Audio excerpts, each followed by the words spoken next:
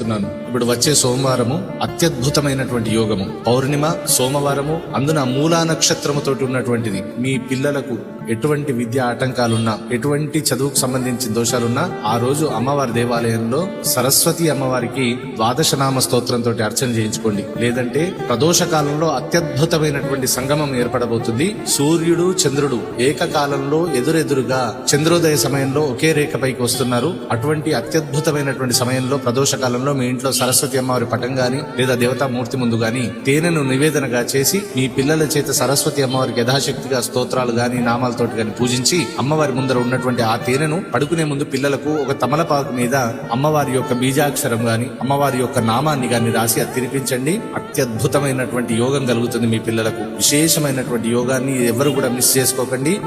ఇలా విద్యా సంబంధించినటువంటి విషయాలతోటి ఎవరైనా ఇబ్బందుల్లో ఉన్న వారందరికీ కూడా మన వీడియోను తప్పకుండా షేర్ చేయండి. ఇంకా వచ్చే వీడియోల్లో అత్యద్భుతమైనటువంటి వారాహి అమ్మవారికి సంబంధించిన విశేషాలు, అదేవిధంగా మన అమ్మవారి సన్నిధిలో నిర్వహించబోయే వారాహి నవరాత్రుల గురించి మీకు అన్ని వివరాలు అందిస్తాను. అందరూ కూడా యోగంగా క్షేమంగా ఉండండి. సర్వే జనా సుఖినో భవంతు. హర హర మహాదేవ శంభో శంకర.